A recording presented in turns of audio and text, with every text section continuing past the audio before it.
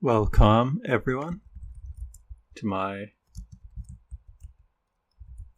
EmacsConf presentation, where we're going to look at Lisp's The Demo app from 1978, but done in modern Elisp.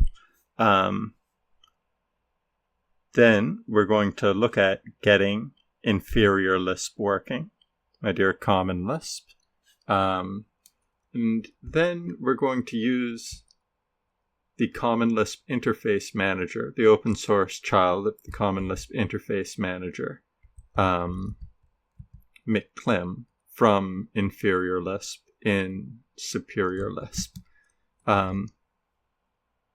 which is the opposite order that I initially thought we were going to do things in, but this is how it's kind of turned out. So it's this article I thought from 1978 was interesting to us today. Programming in an Interactive Environment, the Lisp experience, explaining what all these Lisp programmers were doing to people unfamiliar with Lisp programming. Lisp systems have been used for highly interactive programming for more than a decade. This was from 1978. And we're just going to go and almost verbatim port the demo application for Lisp out of 1978 Interlisp and into Emacs Lisp. And we're going to do it without org mode because I think everyone is finding out how great org mode is already.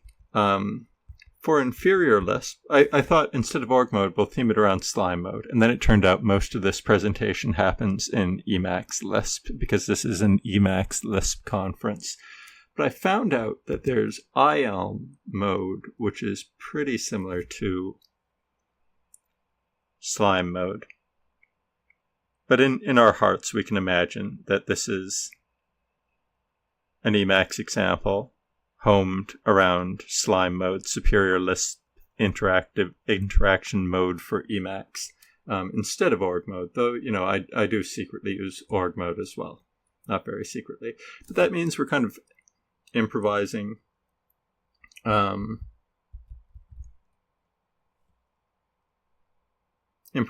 presentation mode.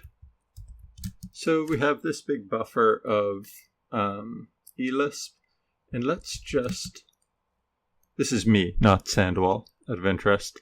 Let's make a keyboard macro, go get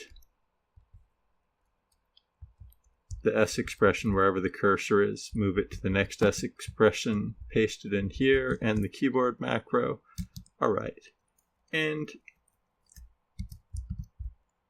what was basically happening? So the demo application in this case is a scheduling application. And so you can imagine improvising a calendar like this if you weren't existingly using an org mode integrated calendar.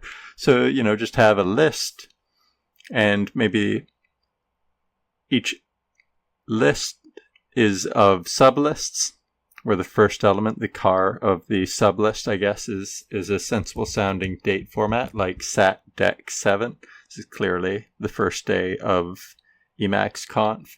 Then after that, a list of basically from and to times, and then a quick written description of the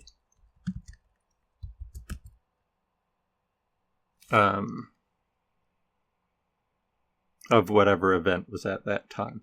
So similar to what we were seeing recently, as of me recording this, in our Structure and Interpretation of Computer Programs study group.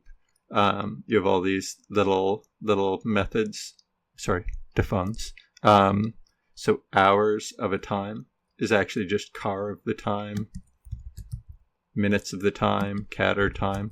And so we all know these kind of little, basically turning car and catter, which we do use, into descriptive names like from and to. You can see how this lines up with the appointments.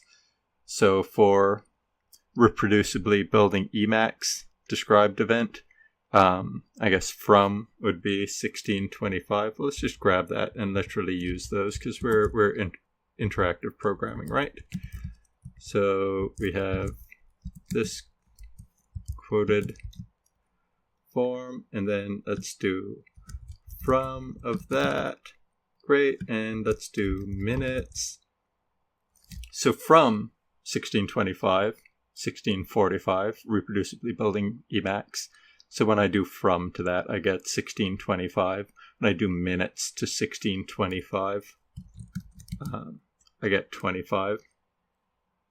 And a description of this number in octal, and hexadecimal out of interest. What was up next? Okay, getting next day from a date. And so, what was it? Saturday, December 27th. So what happens? So this function, I guess this was part of Sandoval's personal exploration of atoms using symbols with property lists, with an attached property list to every symbol. And so you can kind of see how this works. I get whatever was keyed by the symbol next weekday out of the day symbol. So I guess we would do, so if we had sat December 6th, I guess we get sat. Oh, it destructures that itself somehow. Get next weekday.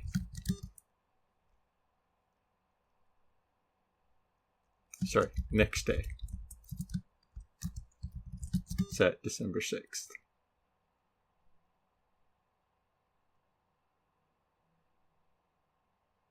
But, of course, these weren't defined yet. So what if we set get sat next weekday? And it's going to be Sutton, right? And then if we next day sat December 6th, Sunday, December 7th. Yeah, so that kind of makes sense in an intuitive way. And you can see cond is being used. So if you're not a Lisp person, cond evaluates a condition. If the condition returns non-nil, it executes the code attached to that condition. It evaluates each of these conditions in turn, and then stops when one returns non-nil, as you might expect as a Lisp programmer. Let's keep marching along. Okay, but so we have to populate this, and this was an interesting one. As you can see, this was my attempt. Let days, mon, tu, wed, so forth. Then I used CL loop from Emacs Lisp, for day and days, for next and critter days, set next week's day. And this I thought was surprisingly deep, was that this programmers, Sandoval thought, are basically constantly trying to break new ground, and they lose interest very quickly when that's not what they're doing. And he was making the point that breaking new ground involves solving a problem exactly once, and so you kind of should do it in the most expedient way possible to solve it kind of for the first time. And after that, it's not breaking new ground anymore. And so I thought that was a kind of fun point from Sandoval's paper that we could kind of chew on. Do something similar for months and month lengths. But, as we can see, if I get Feb ner days, I think that characters in 1978, characters and symbols in 1978 were more precious, which is why Sandoval was writing in this abbreviated way. So we might write more verbosely these days. We get 28, but it is in fact a leap year, so let's just set that to be 29. Now it's fine. Then I guess if we do Are we doing next day? Sure. Next day. I don't know what day it was. Let's assume it was Sunday. Feb 28th.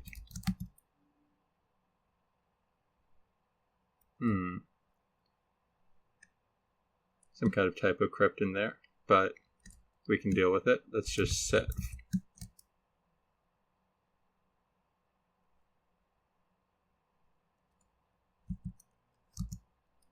get sun next weekday month. So once we've solved it once, we should be fine, right?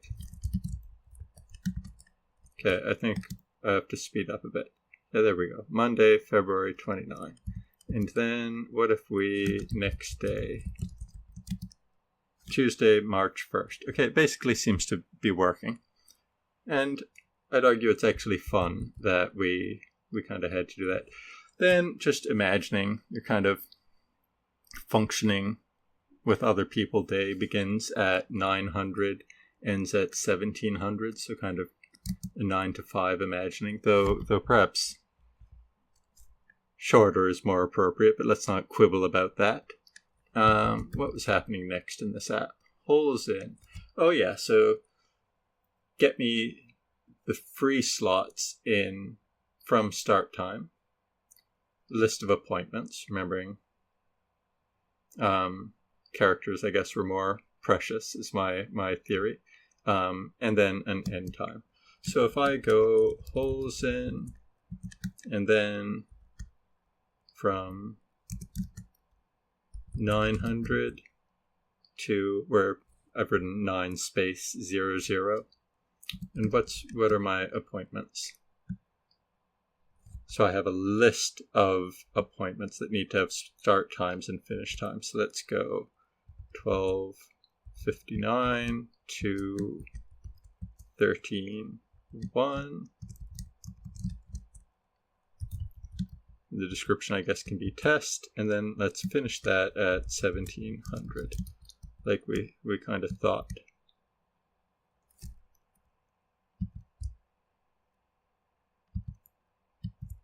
Oops. Some of these were meant to be arguments.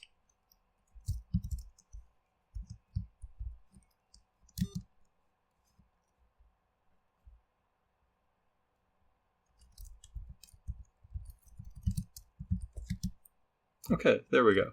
And so the available times between 9 and 5, if there's one appointment from 12:59 to 1:1, are from 9 to 12:59 and from 1:1 to 5, which is kind of what we were expecting. And so our appointment app is kind of coming along. Then we have common holes. Kind of works in a sensible way.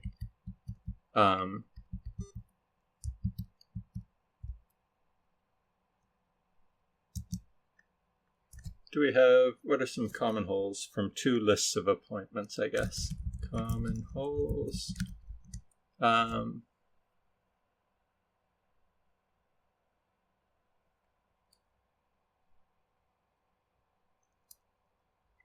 Yes, let's have one person have an appointment from 9 to 10. That's going to be their only appointment. And let's have another person have an appointment from 9:30 to 10:30.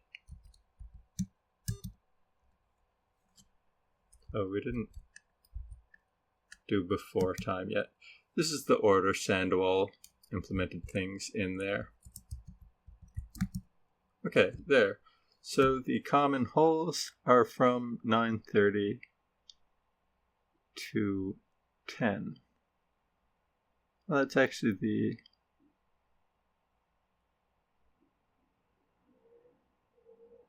overlapping time. Well, I'll re-record this if some kind of gremlin has crept into my things.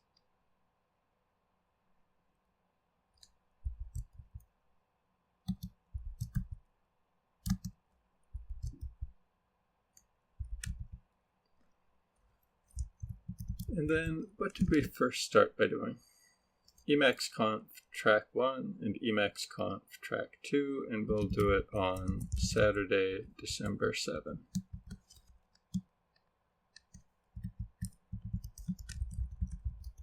Common time, and I'm being prompted, of course. EmacsConf track 1, EmacsConf track 2, the date that we grabbed. Let's say we want 5 minutes.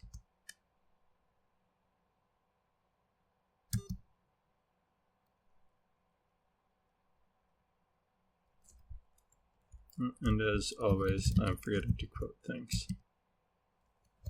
And so my opportunities for common times between EmacsConf track 1 to EmacsConf track 2 on the first day of the conference, Saturday, December 7th, for 5 minutes. I have an opportunity between 9:20 and 9:40, 11:40 and 1, 13:10, 13:25, 13:45, 13:55, and 16:15 to 16:25. So I think that's all working. And it was done with almost exactly the same code, except for my loopy populating symbol plist bits earlier, in InterLisp in 1978 as EmacsLisp in 2024, and I thought that was pretty interesting that you could do that. I think get was put prop was the biggest difference in 1978 InterLisp and modern EmacsLisp. And obviously modern EmacsLisp has common Lisp loop in it, kind of. It's another big difference. How are we doing for time? 17 minutes. Great, because now let's get a bit closer to what my talk title is promised of. We're going to use Common Lisp from EmacsLisp, and we're going to use Common Lisp Interface Manager, the open source implementation of Common Lisp Interface Manager from Inferior Lisp from EmacsLisp. And what we just went over in Sandwall's paper, this was the starting point. And Sandwall says, well, if you just kind of jammed these ideas using lists, you just kind of made hour a synonym for car and minute a synonym for catter and so forth, you can then make a whole bunch of improvements. Can we actually get a glimpse of the... No, I didn't really write this. Yeah, so you can see I basically just ported out of the InterLisp code in the text of this paper. Yeah, you see from lambda of appointment, car appointment. And that's define Q. I guess InterLisp in 1978 used define Q, whereas we used defun in Elisp. But I'd encourage you to explore that yourselves. But the extension that I wanted to develop today is, since Common Lisp Interface Manager is just Lisp, and Inferior Lisp is just Lisp, and EmacsLisp is just Lisp, and InterLisp in 1978 is just Lisp, we could kind of use them all together in a kind of funky way. But a complaint that you often hear, or a statement of confusion that you often hear as a Lisp person, people from other languages often can't kind of figure out how to get started with Lisp. So I'm just going to try and do everything here and now. And this is the second piece of my 3 pieces. So let's just get Inferior Lisp and McCLIM happening. And so we normally use Slime, Superior Lisp Interaction Mode for Emacs, which we could get from the Emacs, from Emacs's package manager. So if I go package list packages, and then we wait for however fast my network is, we're going to see how long it's been since I updated something. Yeah, but you see it's in Melpa, right?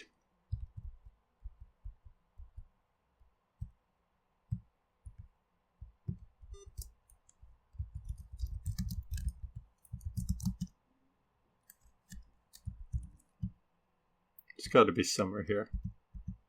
Yeah, alright, so there's one slime available in non-GNU, one possibly more recent one available in the Melpa package repositories.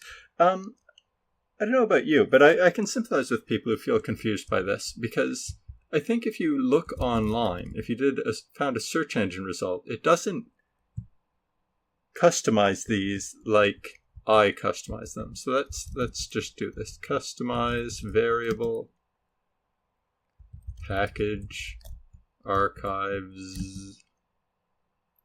Yeah, and you can see here I've inst GNU, non-GNU, and Melpa. It's Melpa, not Melpa stable.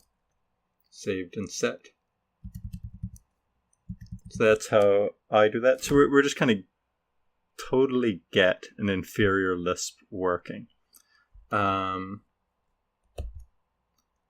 then, like we saw before, is my occur buffer still open? No. Occur. Slime.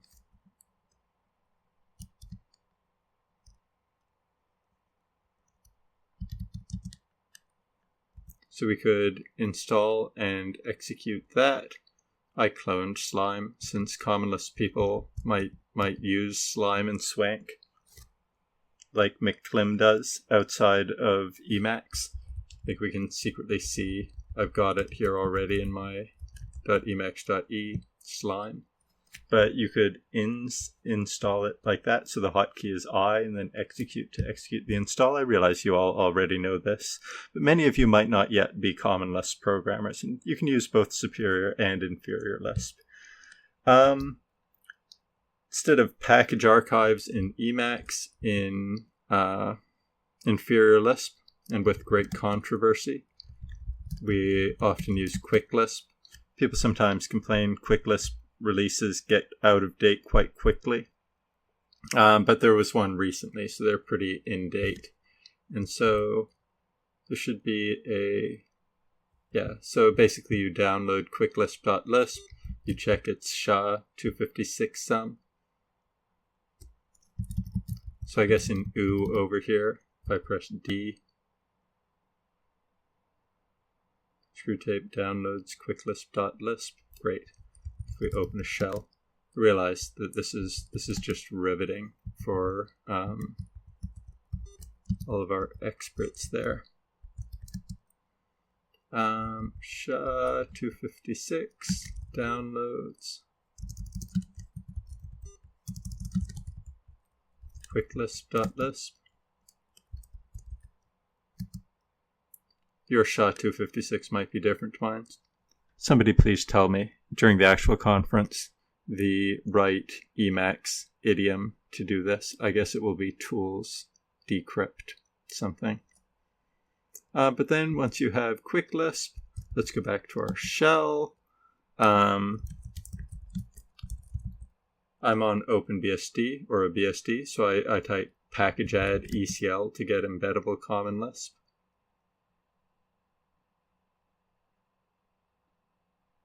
However, I think I already have it.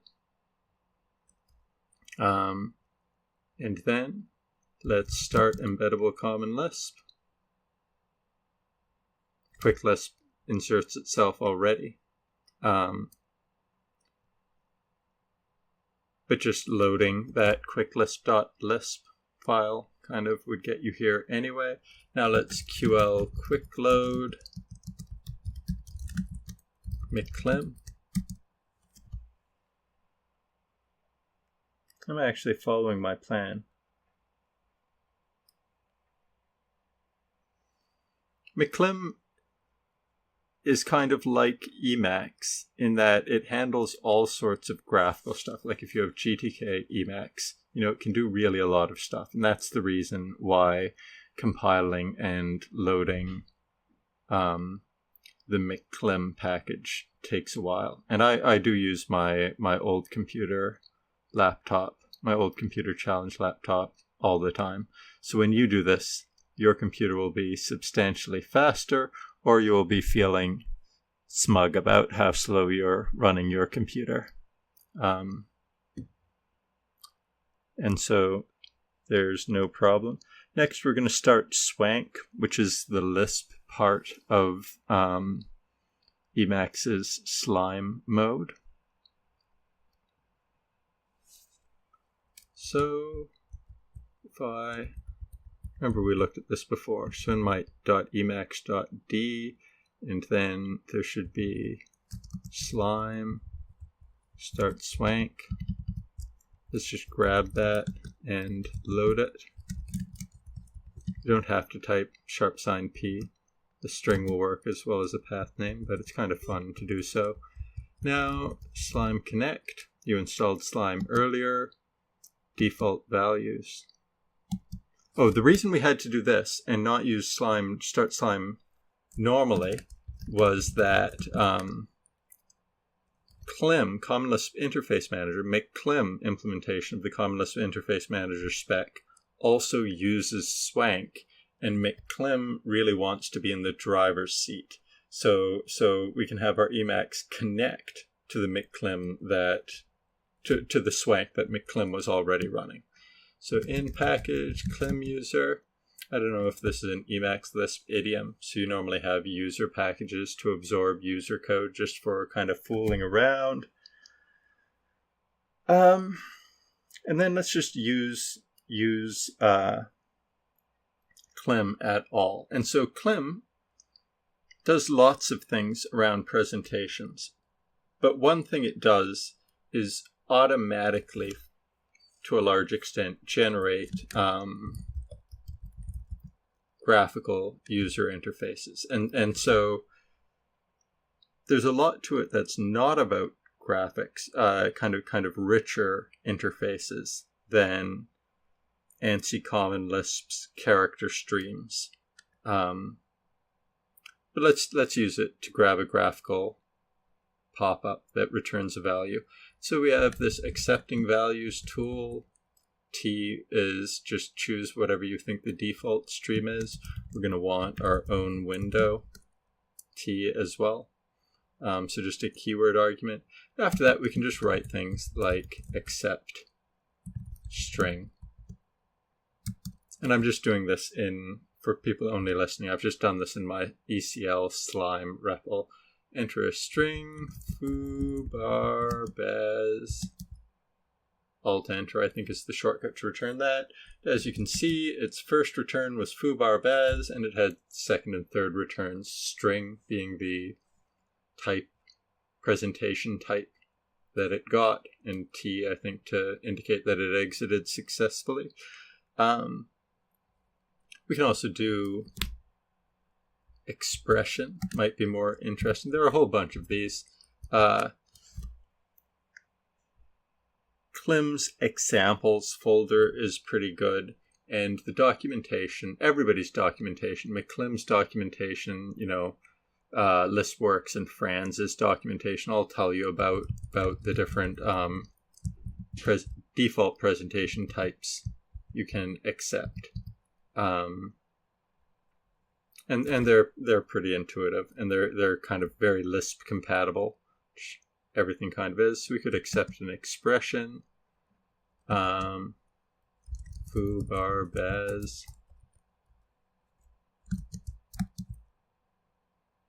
return foo, bar, bez 123, because that's what I wrote.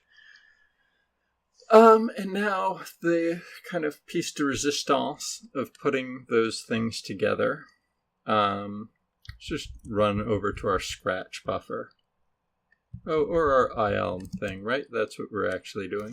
So now, I think we're going to do, by alt or meta colon, I think it's going to be slime eval save, because it'll eval asynchronously. There's a question of how to get the value out of the asynchronous slime evaluation, and so an obvious way is to yank it. I'm looking forward to learning from Kicking Vegas. He finally makes it stick in my brain how to options other than just starting to write a command in the mini buffer and then mashing mashing tab and looking at what the likely sounding results are. That's what I will be learning this conference, if anything. Slime eval save, and then what was happening over here? Accepting values, T, own window, T, accept expression. Kind of confusingly, slime eval save takes a string, but it works really well, I argue. I think it's about to work really well.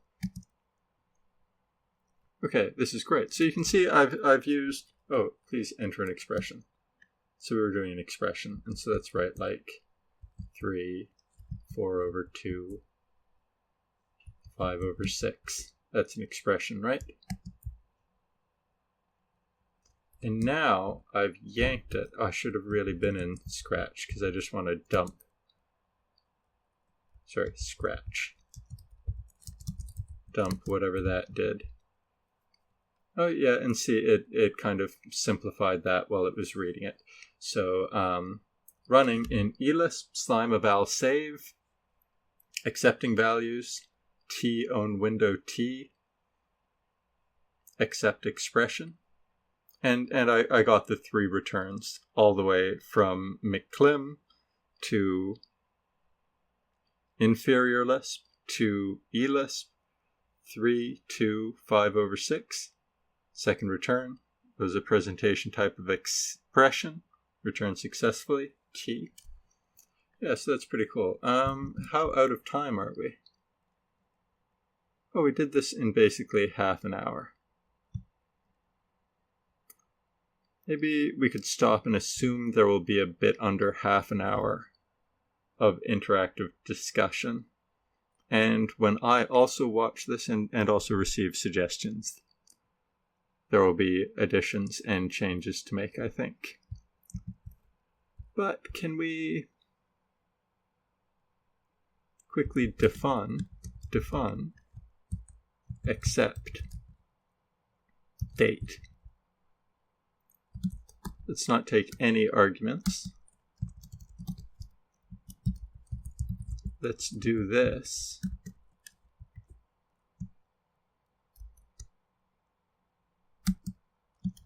Accept date.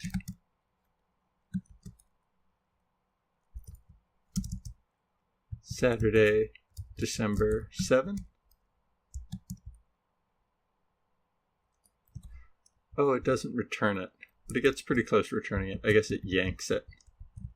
I would have to call I'm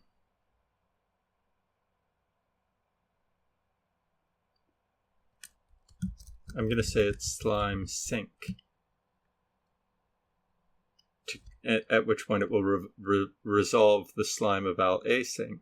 And then I could get the first value out of my coloring pop, right? Is coloring pop what I want? You know, you tell me in the interactive feedback, which should be happening in Lambda. Well, I'll record another draft of this later after getting some feedback. Or worse to worse, this is just what you'll hear. Hopefully we have some questions and constructive comments. All right, see everybody later. Thank you so much for being here. Please do drop in to my live show if you're so inclined on Wednesdays where you're not busy with cool Emacs conferences. The Lispy Go for Climate. Thank you to everyone who helped. Thank you to Sasha for really getting me into this conference and kind of getting me going and submitting this pre-recorded talk. See everybody later.